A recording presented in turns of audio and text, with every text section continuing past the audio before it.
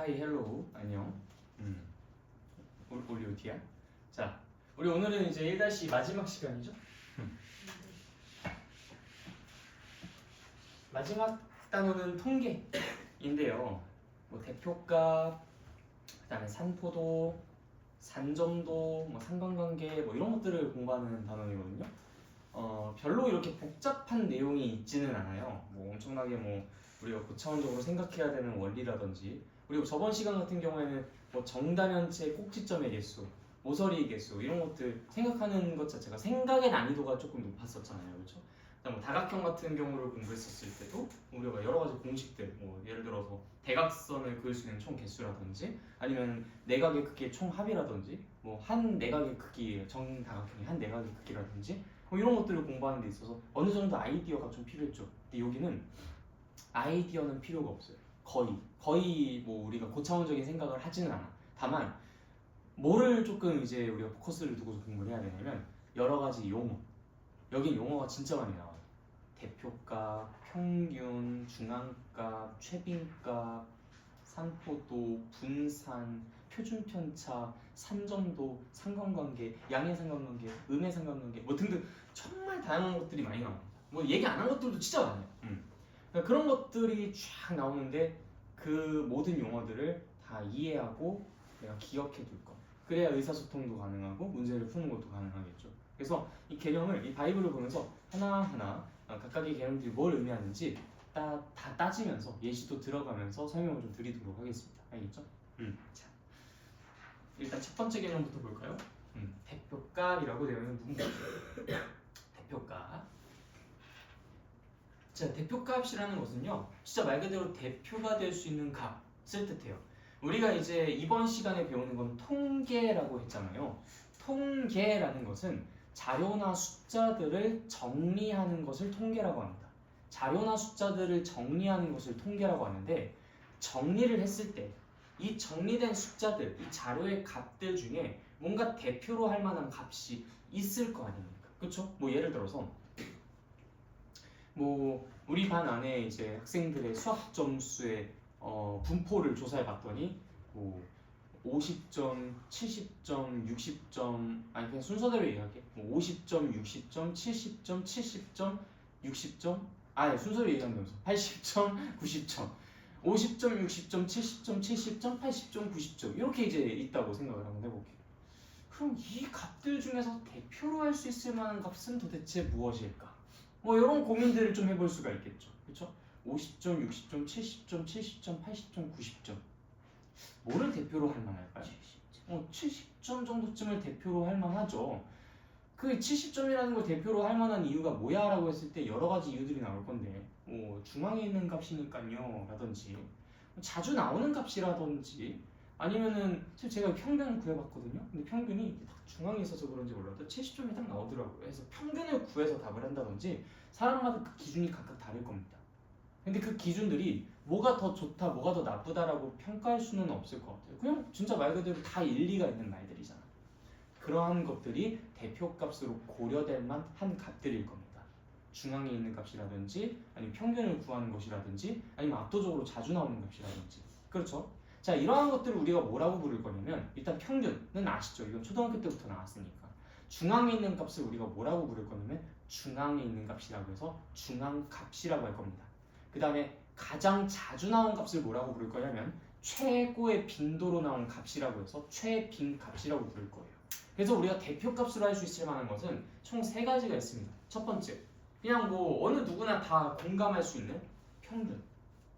평균은 솔직히 이게 자료의 대표라고 할 수 있을 정도로 좀 뭐랄까 기준이 될 수 있는 그런 값이겠죠. 평균이라는 것이 하나의 대표값의 1등 선두주자가 될 수 있고, 그 다음에 중앙값, 중앙에 있는 값이라서 이제 중앙값, 그 다음에 최빈값, 이렇게 총 3가지가 대표값으로 일컬어질 수 있다라는 것을 이제 여기서 설명을 하고 있습니다. 그래서 평균은 여러분들이 이미 알고 있을 거예요. 이거 뭐 볼드 빨간색으로 안 쳐져 있는 거예요. 평균이 안 중요해서가 아닙니다. 평균은 보통의 대표값을 이야기할 때 가장 우선적으로 이야기가 되는 거. 가장 좋은 거라고 이야기하기엔 조금 이제 어려울 수는 있지만 가장 많이 보편적으로 사용되는 그런 값이 평균입니다. 평균을 구하는 방법은 다 알고 계시겠지만 모든 자료들을 싹 다 더한 다음에 자료의 개수로 나눠주면 되죠. 예를 들어서 아까 전에 50점, 60점, 70점, 70점, 80점, 90점 같은 경우에는 50, 60, 70, 70, 80, 90 이렇게 몇 개의 값을 더해요? 50, 60, 70, 70, 80, 90 몇 개? 6개의 값을 다 더한 다음에 몇으로 나눠요? 6으로 나눠주면 그때 평균을 구할 수 있겠다. 평균 구해보면 이제 70점이 나오겠죠. 자, 그 다음에 중앙값이라는 것은 이제 아까 말씀드렸듯이 정중앙에 있는 값을 뜻해요. 그래서 50, 60, 70, 70, 80, 90. 자, 그런데 이거 6개 값이잖아. 6개 값인데 중앙에 있는 값이 뭐야? 50?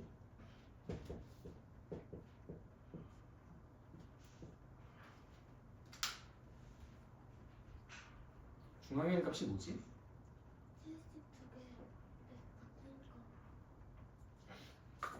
네.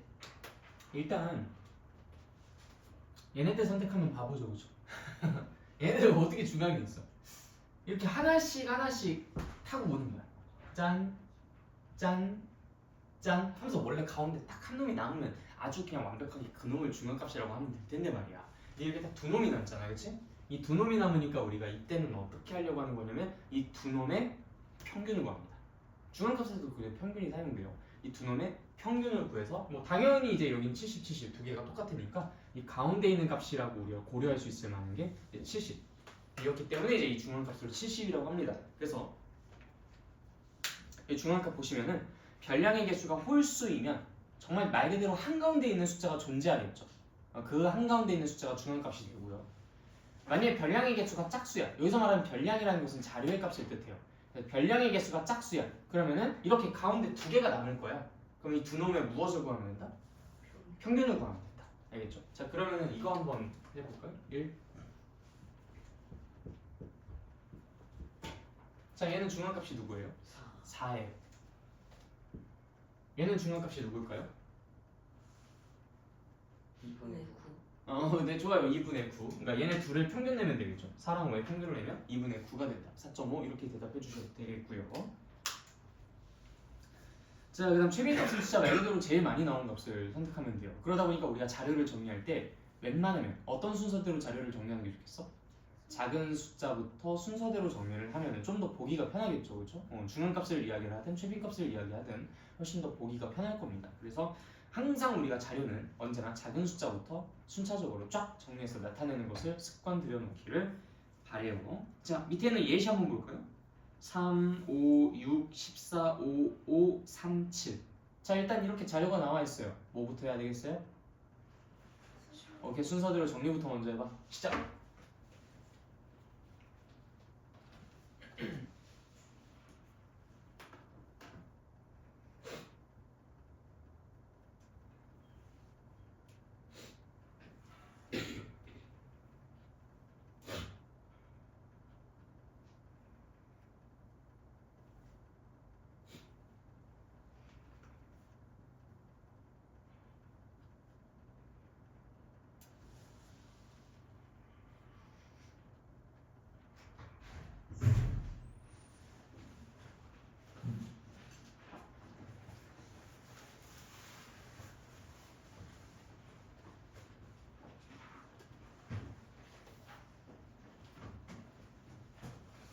정리해봤나요? 네. 3, 5, 6, 14, 5, 5, 3, 7 이거 정리를 해보시면은 3, 3, 5, 5, 5, 6, 7, 14 이렇게 나오겠죠. 3, 3, 5, 5, 5, 6, 7, 14 3, 3, 5, 5, 5, 6, 7, 14 이렇게. 자, 그럼 이제 여기에서 우리 중앙값 한번 찾아볼까요? 중앙값? 그거 밟으셔도 돼요. 이렇게, 이렇게, 이렇게, 이렇게. 요 두 녀석이 선택되네요. 그럼 두 녀석이 선택될 때는 우리는 어떻게 본다? 얘네 둘의 평균을 구한다. 얼마? 5가 그래서 중앙값입니다. 자, 최빈값 찾아볼까요? 최빈값? 제일 많이 나온 값이 최빈값이에요. 누구예요? 5가 그래서 최빈값이다. 평균 구하는 건 어떻게 구해요? 얘네들 싹 다 더한 다음에 나누기 얼마예요 이거? 8. 오케이, 나누기 8 해주시면 되겠다. 별거 아니죠, 그렇죠? 넘어가겠습니다.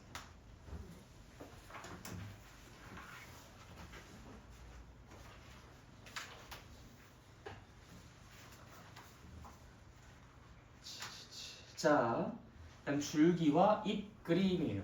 이거는 그냥 어떤 정리된 형태의 그림의 명칭이라 생각하시면 됩니다. 그게 뭐냐면 요 밑에 있는 그냥 그림을 바로 보면서 얘기해 드릴게요. 자, 자료로는 96, 81, 70, 64, 76, 81, 75, 68, 87, 89 이렇게 값이 나와 있어요. 근데 이대로만 보면 좀 헷갈리잖아. 그래서 10의 자리랑 1의 자리를 딱딱 구분해 가지고 같은 10의 자리끼리 같은 라인에 같은 10의 자리끼리 또 같은 라인에 이런 식으로 적어서 정리한 것이 줄기와 잎그림이에요. 마치 생긴 모양새가 여러분들 어떤 식물을 자세히 보시면 제꽉콩나무 같은 것들도 생각해 보시면 커다란 줄기가 이렇게 있는데 이쪽으로 이렇게 잎이 이렇게 자라나지 않아요? 그렇죠? 와 진짜 못 그린다. 자, 그래서 이게 줄기와 잎의 모양이라고 해서 줄기와 잎그림이에요. 이름 너무 귀엽게 짓지 않았어요? 왜 하필 그걸까? 좀 그래요. 약간 좀 유아틱해. 약간 초등학교 교과서에 나올 것 같은 그런 느낌이야. 아무튼 약간 말하기가 살짝 민망한 점도 없잖아 있는데 여기 보시면 이제 줄기에 써져 있는 6, 7, 8, 9 얘네들이 뭘 의미한다고? 10의 자리 숫자들을 의미해요. 그리고 이제 여기 쫙 하고선 그려주고 난 다음에 여기 6 옆에다가 이제 우리는 64랑 68이 있었으니까 4, 8을 적는 거야.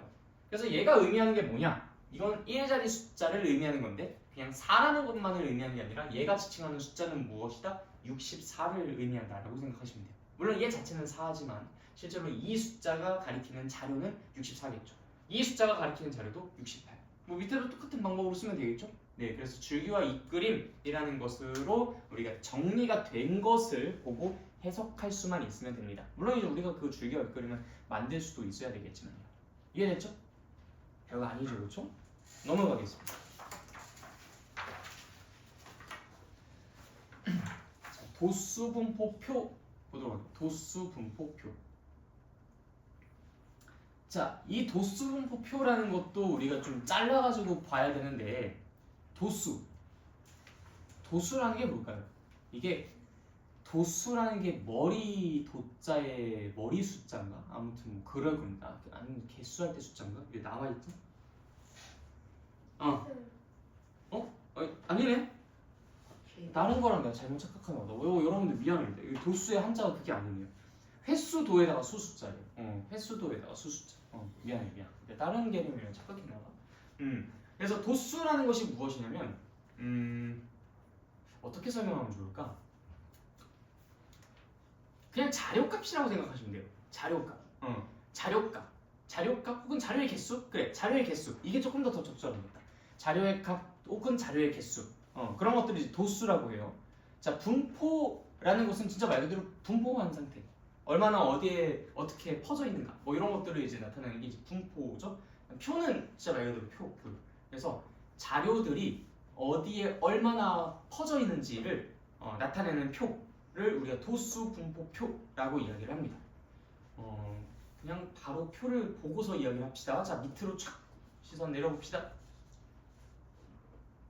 자, 여기서 이제 왼쪽에 써져 있는 건 그냥 자료들을 그냥 쫙 하고 나열한 거예요. 오른쪽에 써져 있는 것들은 그것을 표로 정리한 거고요. 자, 이 표로 정리를 할 때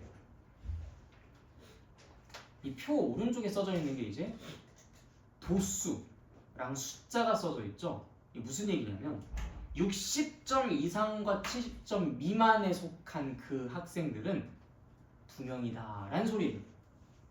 자료의 개수를 뜻한다라고 생각하시면 돼요. 자료의 개수. 70점 이상부터 80점 미만까지의 학생들은 몇 명이다? 4명이다.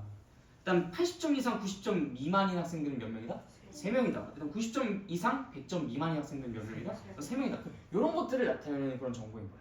자, 그러면 왼쪽에 있는 것보다 오른쪽에 있는 것이 훨씬 더 표현하기도 정리하기도 쉽다라는 장점이 있죠. 왼쪽에 있는 건 못 알아보겠어. 이렇게만 써져 있으면 여러분들이 2단위 정도쯤 되면 숫자들이 이렇게 많으면 정신산만합니다. 뭐야 이거 어떻게 분포되어 있다는 거야 하면서 잘 보이지도 않아요. 근데 오른쪽을 딱 보면은 깔끔해. 일단 어디에 몇 명씩 있는지는 이 대략적인 분포 상태는 알 수 있잖아. 그런데 있잖아, 보기가 쉽다라는 장점은 있지만 이 대략적인 분포 상태를 알 수 있다는 것은 결국엔 치명적인 단점이 있다는 거죠. 그 정확한 분포 상태는 모른다는 거야. 그러니까 무슨 얘기냐? 이것만 봤을 때는 그래서 결국 몇 점이 몇 명 뭐 이런 것들은 정확하게 모른다는 거지. 60점 이상 70점 미만이라고는 알지만 이게 68점인지 64점인지 61점인지 69점인지 우리가 알게 뭡니까? 이것만 보고서는 알 수가 없잖아. 도수분포표는 아주 좋은 장점은 대략적으로 나타내서 보기가 편하다라는 장점이 있고 이 치명적인 단점은 대략적으로 나타내어서 구체적으로 알 수 없다라는 단점이 있습니다. 이 특성 때문에 갖고 있는 양날의 검이죠. 장점과 단점 두 개가 같이 동시에 공존하고 있는 겁니다.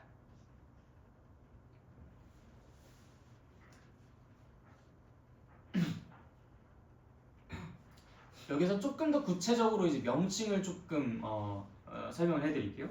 60점 이상 70점 미만, 70점 이상 80점 미만 이렇게 이제 그 각각의 구간들을 정해놓은 것을 우리 계급이라고 부릅니다. 그리고 그 계급의 크기라는 단어도 있는데 진짜 말 그대로 60점 이상 70점 미만 그럼 이게 몇 점의 간격이야? 10점의 간격이죠. 그래서 이 계급의 크기는 10이라고 이야기합니다. 계급의 크기는 10. 일단 계급값이라는 것이 있어요. 계급값. 계급값은 뭐냐면 이 양 끝에 있는 숫자 있죠. 그것의 정가운데 있는 숫자. 예를 들어서 60점 이상 70점 미만이라고 하면은 계급값은 65라고 하시면 돼요. 별거 아니죠? 그 다음에 이제 뭐 80점 이상 90점 미만의 경우는요? 80점 이상 90점 미만 85점이 되겠죠. 그렇죠? 그래서 이 도수분포표를 봤을 때 우리가 정확한 점수들은 모른다고 했잖아. 그러니까 어쩔 수 없이 그냥 이 계급의 중앙에 있는 계급값을 가진 것으로 간주합니다. 무슨 얘기냐면 80점 이상 90점 미만인 학생들은 물론 81점도 있고 83점도 있고 뭐 87점도 있고 뭐 89점도 있고 뭐 그랬을 거야. 그런데 정확하게 모르잖아. 알 방도가 없잖아. 그렇기 때문에 85점 4명으로 간주할 거예요. 알겠죠? 85점이 4명이 있다. 그나마 가장 오차를 줄일 수 있는 방법이잖아요. 그렇죠? 85점이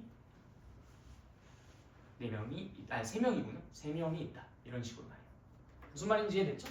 계급의 개수가 계급의 값이에요. 계급의 개수? 계급의 개수라는 것은 계급이 몇 개가 있는지 계급이 몇 개가 있는지 계급의 크기는 계급이 얼마만큼의 구간으로 벌어져 있는지 계급 값이라는 건 그 가운데 있는 값 이렇게 생각하시면 돼요. 좀 용어가 많죠. 여기까지만 하고 잠깐 멈출 거예요. 이거 여러분들 좀 이따 정리하게 시킬 겁니다. 그래서 여기에서 새로 나온 용어들이 좀 많아요. 도수라는 것도 있고요. 도수분포표도 있고요. 도수분포표에서 이제 각각의 세부적인 그 용어들로서 계급의 크기, 계급의 개수, 계급값 뭐 이런 것들이 있죠. 그래서 이 도수분포표를 가지고 다시 우리가 계급에 대한 이야기를 하자면 자 뭐가 계급이야? 수학 성적을 60점 이상 70점 미만 70점 이상 80점 미만 80점 이상 90점 미만 90점 이상 100점 미만으로 나눈 그것이 이제 계급이야. 그 하나하나 얘네들이 계급이야 라고 이야기를 하는 거야. 자 계급의 크기가 얼마야? 계급의 크기 얼마야? 이 표를 보고 얘기하시면 돼요. 계급의 크기가 얼마야? 10. 오케이 좋아요. 계급의 개수는 몇 개야? 계급이 몇 개가 있는지를 세면 돼. 오케이 4개야. 그럼 계급의 값이 뭐야? 라고 하면은 계급의 양 끝에 있는 것에 중앙에 있는 값을 뜻한다고 했죠? 네, 그러다 보니까 이 첫 번째 계급의 계급값은 얼마야? 65. 두 번째 계급은요? 75. 세 번째는요? 85. 네 번째는요? 95. 오케이. 도수분포표는 우리가 정확한 값을 알기가 어렵기 때문에 모든 자료들이 그 계급 안에 있는 모든 자료들이 그 계급의 중앙에 있는 값, 즉 계급 값을 갖는다는 걸 전제로 우리가 뭐 자료를 통계를 내거나 평균을 구한다든지 그런 조치들을 내릴 겁니다. 알겠죠? 일단 여기까지 잠깐 멈췄다 갈 거니까 여러분들 이 용어들에 대해서 좀 정리를 해주세요.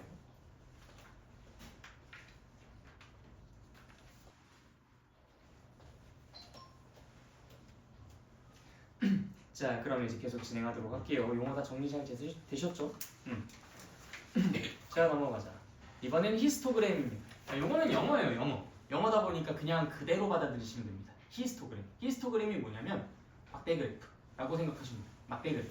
우리 아까 전에 도수 분포표라는 것을 배웠잖아. 그 도수 분포표라는 것을 그냥 이렇게 표로 존재하는 어떤 방식이 있고 이거를 막대 그래프로 그리는 방식이 있는데 막대 그래프 버전의 이름을 우리가 히스토그램이라고 부르는 거예요. 보시면 이제 딱 이렇게 마치 도수 분포표라는 것을 막대 그래프로 옮겨 놓은 것처럼 보이시죠? 그 그림 바로 나타나 있잖아. 계급 나와 있고요. 계급의 도수를 가지고 이제 그 막대기 만들어주고 계급의 크기 뭐 이런 것들도 여기서 파악을 할 수가 있고, 그죠?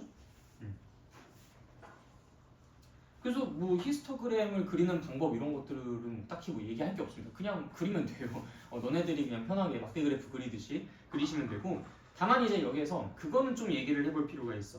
그 히스토그램에 이 막대 그래프들을 쭉 다 모아봤을 때 그게 이제 그 직사각형의 넓이가 있잖아. 이 직사각형의 넓이가 그 계급의 크기 곱하기 그 계급의 도수라고 이야기를 하는데, 당연히 그러다 보니까 이 직사각형의 넓이는 그 각 계급의 도수, 그러니까 얼마나 많고 적은지 그 도수에 정비례할 수밖에 없죠. 왜? 밑변은 전부 다 계급의 크기가 일정하니까 다 똑같아. 뭐 예를 들어 10이든 5든 다 똑같은데 도수가 5인 경우에는 거기다 곱하기 5를, 도수가 6인 경우에는 거기다 곱하기 6을, 도수가 2인 경우에는 거기다 곱하기 2를 해가지고 막대기의 넓이를 구할 거 아니야, 그렇지? 그럼 당연히 막대기의 넓이 자체는 이 도수랑 정비례하지 않겠습니까? 얘는 곱하기 2를 했으니까 곱하기 4를 했으니까 얘보단 얘가 2배만큼 더 넓이가 더 크겠다. 도수 2배만큼 더 크니까 넓이도 2배만큼 더 크겠다라고 생각하는 건 너무 당연한 거예요. 뭐 노란색 형광펜 쳐져 있다고 해가지고 뭐 이걸 가지고 뭐 어려운 건가라고 당황하실 필요는 없어요. 직사각형의 넓이의 합이라는 것은 계급의 크기에다가 도수의 총합을 곱한 것이다. 계급의 크기, 여기서 이제 10이었죠? 도수의 총합, 이거는 이렇게 생각하시면 돼요. 예를 들어서 우리가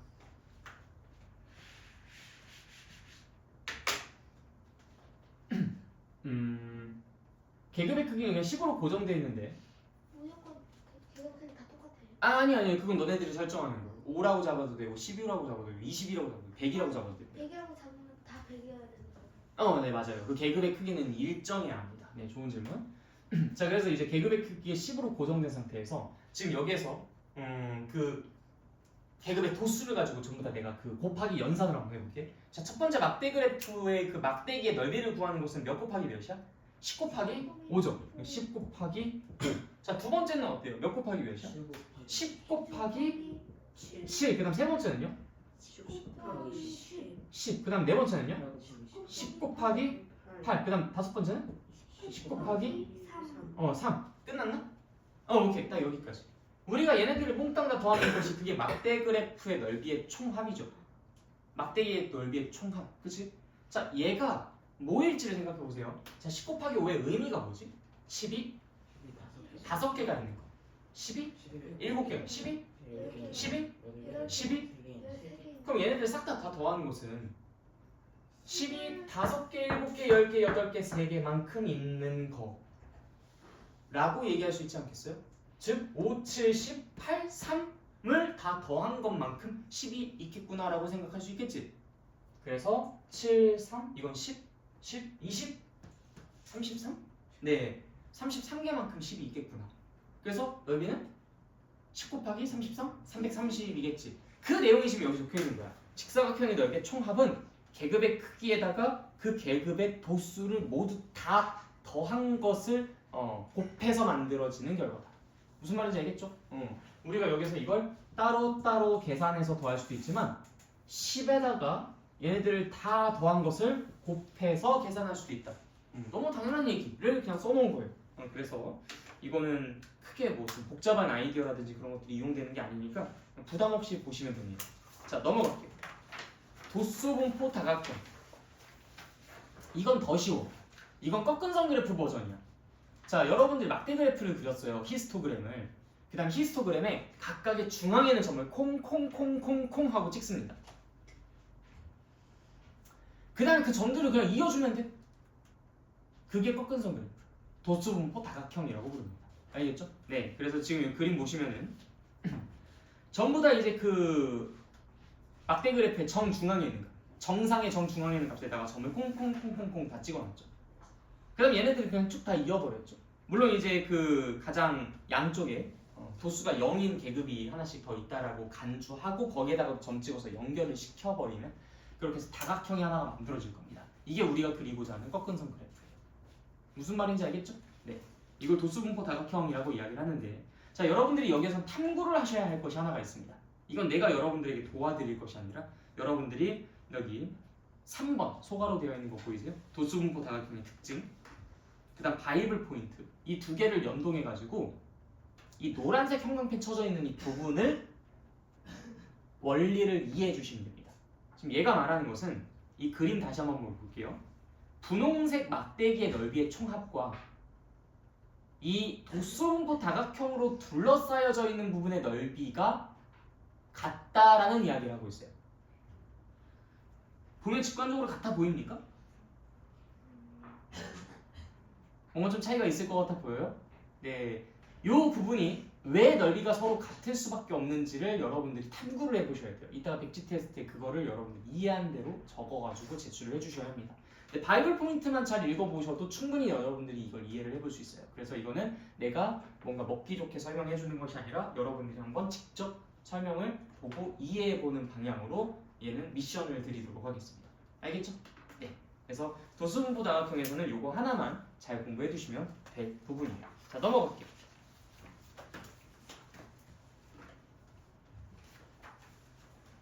아, 잠깐만. 내가 아까 전에 상관관계를 공부한다고 했었는데 상관관계는 여기에 안 넘어왔겠다. 생각해보니까. 이게 원래는 3학년 과정에 있었던 내용 중에 일부가 1학년 과정으로 내려왔거든요. 그 중에 가장 대표적인 게 이제 대표값. 뭐가 내려왔는지 잠깐 좀 헷갈려. 3학년 과정에 대표값, 산포도, 산점도 이렇게 3개의 값이 있거든요.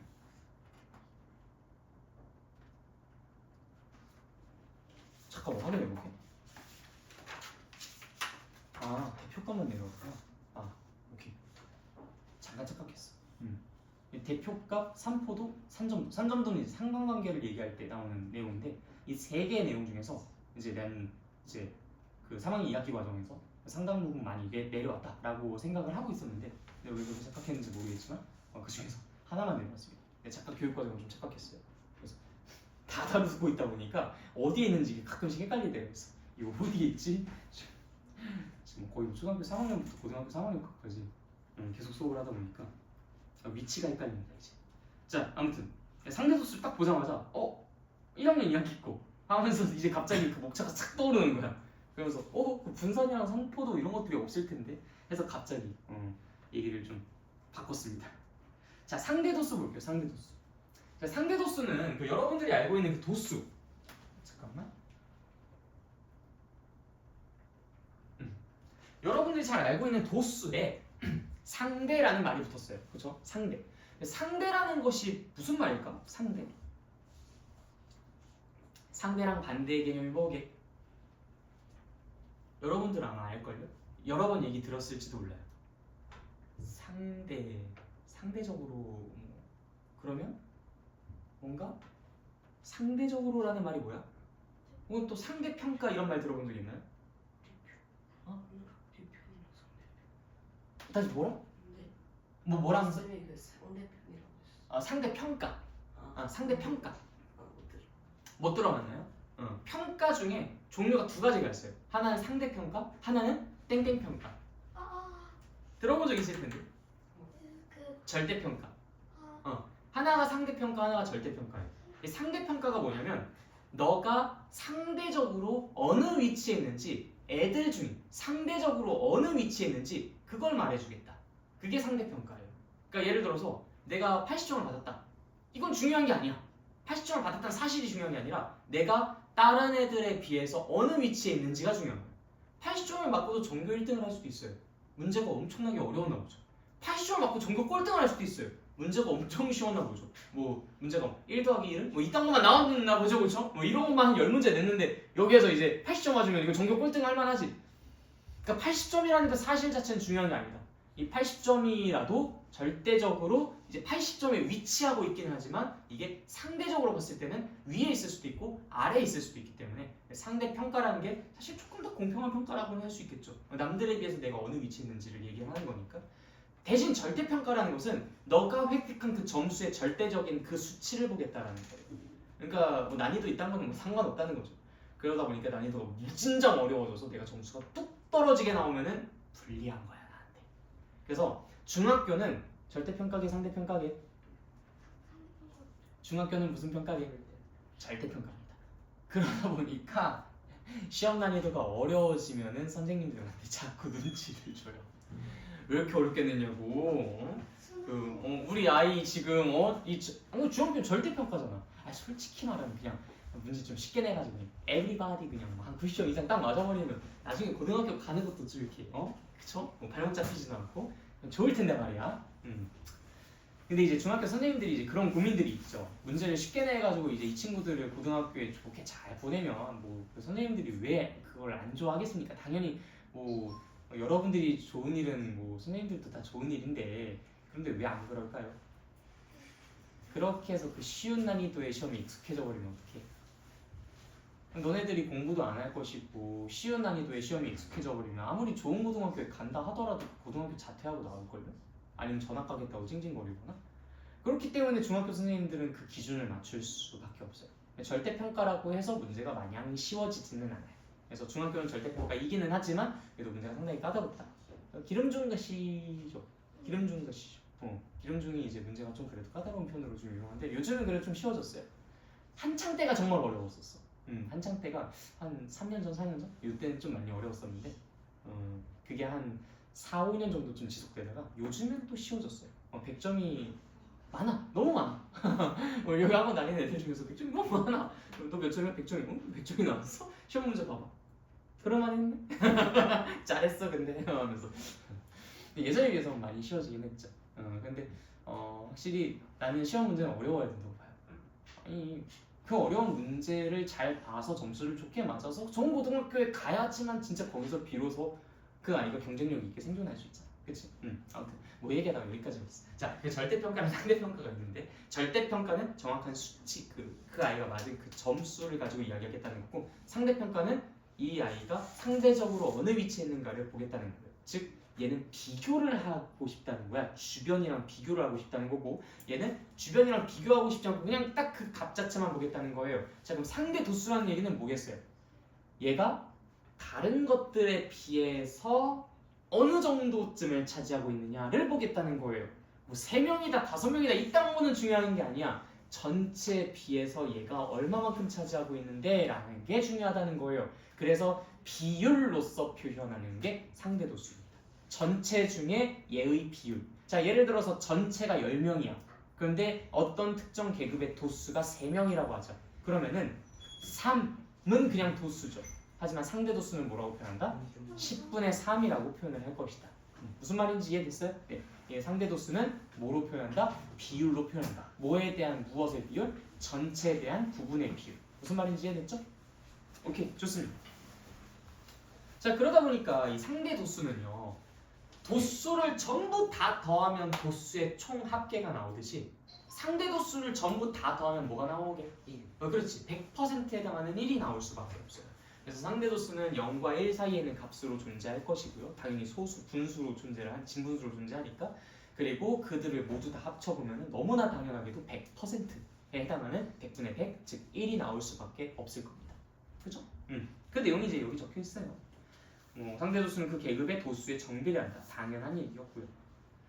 자, 그 다음에 개념 2로 넘어갑시다. 자, 여기에서부터는 내가 별말을 할 게 없어요. 왜? 상대 도수. 우리가 아까 전에 절대 도수, 그냥 도수를 가지고 뭘 했었는지 한번 생각해볼까? 도수를 가지고 뭘 먼저 만들었죠? 도수 분포 표 만들었었죠. 그 다음에 그걸 가지고 막대 그래프 그렸어요. 히스토그램 그렸죠. 그 다음 그거 가지고 또 뭘 그렸어요? 꺾은 선 그래프 그렸죠. 도수 분포 다각형. 그럼 상대 도수에서 또 똑같은 얘기 하지 않겠습니까? 상대 도수 분포표, 상대 도수를 이용한 히스토그램, 상대 도수 분포 다각형. 이 세 가지를 그릴 거예요. 그 내용이 여기 쭉 다 나와 있습니다. 개념이. 그래서 우린 넘어갈 거예요. 더 이상 거기서 공부할 게 없습니다. 다음 개념 3. 여기에서는 별표 꽝.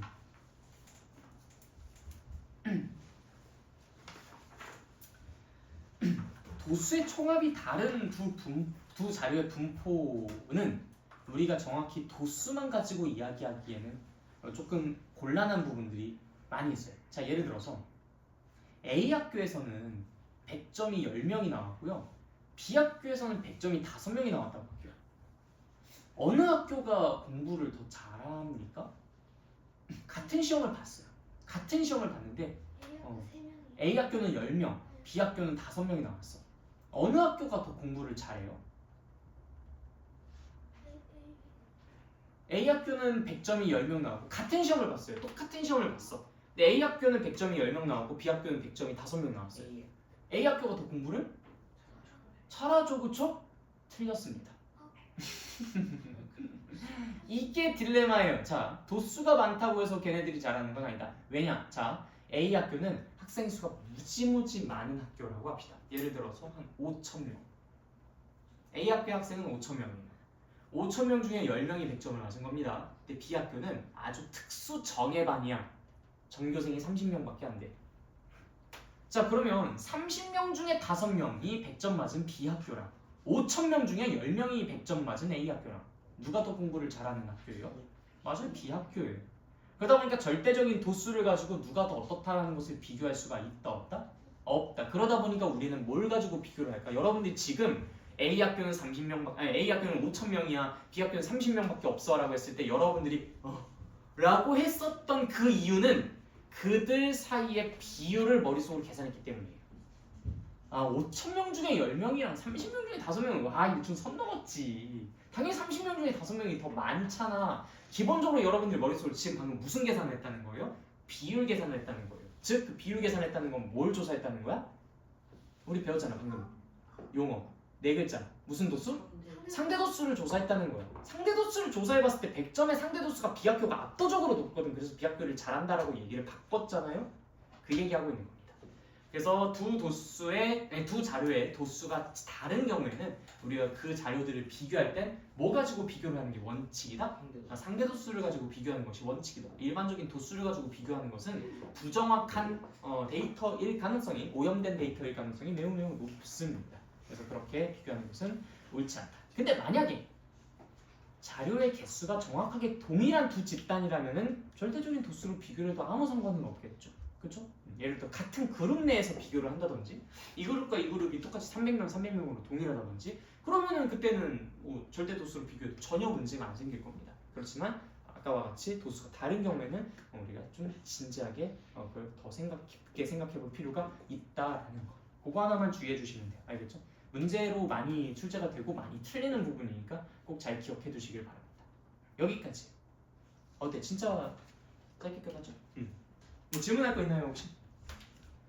없어요? 네, 그럼 오늘 수업 여기까지 하도록 하겠습니다.